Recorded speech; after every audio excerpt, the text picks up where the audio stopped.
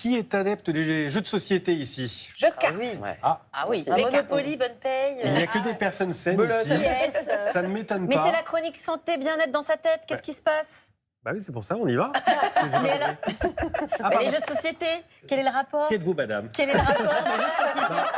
Non, on y va sur les jeux de société parce qu'il paraît que c'est bon pour la santé mentale. C'est pour ça que je demande. Il n'y a que des gens sains d'esprit ici. C'est pas juste un chouette moment de jouer, c'est aussi excellent pour votre cerveau. C'est même une action qui est très très puissante et positive si vous êtes un joueur invétéré. Continuez surtout. Et c'est pas moi qui le dis, c'est la science. En fait, le fait de jouer à des jeux de société particulièrement et de jouer régulièrement, c'est très bon, notamment pour ce qu'on appelle la neuroplasticité. Concrètement, la neuroplasticité, sans gros mots, c'est la capacité du cerveau à créer de nouvelles connexions. Ça, c'est très important. C'est par exemple que des jeux comme le Scrabble, je ne sais pas si vous aimez le Scrabble. Ah ouais. Voilà, le Scrabble, c'est très bon, mais c'est bon également de jouer au rami, par exemple. Je crois que vous êtes une adepte de la belote. Ça aussi, c'est très bon. Mais on Voilà. s'engueule quand Et même. donc, Ah oui, oui, c'est mais ça, ça, c'est pas grave. Vous pouvez vous engueuler, vous pouvez jouer, vous pouvez tricher, vous pouvez perdre. L'important, c'est de jouer, d'être stimulé. Ça stimule vraiment des fonctions cérébrales qui sont essentielles, comme donc la mémoire, la logique, la planification, le coin où on s'engueule dans le cerveau aussi. ouais. Ça stimule, c'est important. Le coin où on triche, c'est important.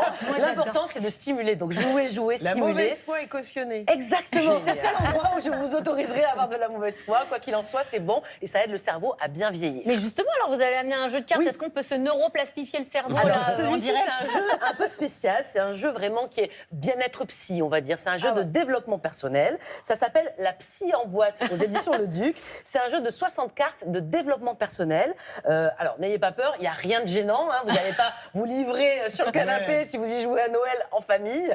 Il y a évidemment, donc je vais vous expliquer le principe. Le principe, c'est de tirer des cartes. Chacun va en tirer. Le principe est simple. Donc il y a des cartes avec des questions et d'autres avec plutôt des, on va dire, des défis introspectifs. Je vous laisse tirer, petits Mélanie. mantras. Moi, je vous prends celle Samuel. de droite, là, tout à droite. Ok, Ça, tenez pour Samuel, pour vous. je regarde et pas. Mélanie. Enfin, si, j'ai le droit de regarder. Voilà, prenez à l'autre extrémité. Alors vous avez quoi, Qu'est-ce vous que vous avez tiré? Contempler le monde, non. Le monde n'est ni TikTok, ni Instagram. Ah bah ça tombe bien puisque je le raconte à nos téléspectateurs, j'ai le droit. Samuel a décidé de se retirer des réseaux sociaux. Elle tombe C'est à vrai. pic, celle-là. Ça fait 24 heures. hein, donc, On verra le défi lancé, on voit s'il va tenir toute la semaine. Alors, pour votre carte, je vais vous dire, parce qu'en fait, bon, vous pouvez jouer comme ça autour de la carte, de la table, si ça vous inspire quelque chose. Vous voyez, là, vous aviez une anecdote à raconter, tant mieux. Si vous tirez une carte pendant le repas de Noël et que vous ne savez pas trop quoi en faire, il y a un livret avec qui vous donne quelques pistes de réflexion. Justement, la carte de Samuel, c'est une carte donc, qui revient, qui encourage finalement à adopter une attitude de pleine présence. Vous voyez, C'est de contemplation de ce qui vous entoure déjà. Voilà, l'idée, c'est de se réjouir que le monde est beau, effectivement, sans TikTok, sans Instagram, et donc de vous offrir finalement un doux moment. Mais vous aviez déjà pris l'initiative Ouais, tout c'est seul, bien. donc c'est très bien. Je Mélanie, vous contente. avez tiré Alors, quoi, vous Mélanie. Alors moi j'ai le pouvoir de changer les choses. Ah, il y a- Ouais. Ça, c'est il y a pas aussi, mal. il y a quoi? Il y a des petites phrases. Cap ou pas cap? Ah, pas mal. Mais pas oui, mal. on peut agir. Et on peut qu'est-ce qu'il y a- agir qu'est-ce qu'il y a seul. sur la carte? Vous voyez, elle vous ressemble, Mélanie. Ouais, Elle a c'est- une couronne, c'est une Yeah, reine, Wonder c'est une Woman. queen. Et elle a une cape de super-héroïne, Eh oui. cette carte. Donc vraiment, c'est une carte qui vous encourage à laisser de côté le fatalisme, la passivité. Elle vous dit, voilà, il y a des obstacles dans la vie, que ce soit dans le perso, dans le personnel, dans le travail, enfin voilà.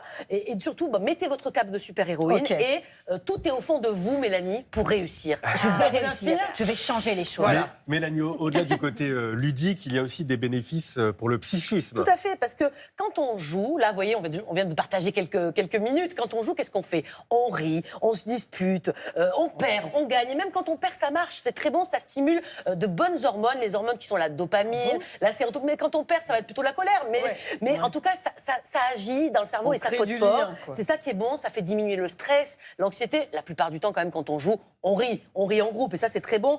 Sachez que d'ailleurs, même si vous êtes seul, aujourd'hui, il existe des choses où vous pouvez aller jouer qui s'appellent des cafés jeux de société ou des clubs de jeux. Vous y allez, on vous intègre à une table et hop, il n'y a plus qu'à profiter. Mélanie, juste, vous pouvez me citer les 3 jeux Ouais. auxquels il faut jouer pour être bien dans sa Alors, tête? 3 jeux, ça va être un peu Ou rude, deux on va ou dire. un, mais En tout cas, je vraiment donne 3 conseils. Le Ah, premier oui. conseil, c'est la dose. Il faut jouer 45 minutes au moins une fois par semaine. C'est comme ça, ça sera régulier et ça fera vraiment du bien à votre cerveau. Il faut, encore mieux, c'est plus, hein, donc n'hésitez pas. Conseil numéro 2, varier les plaisirs, et c'est là que je vous donne des jeux.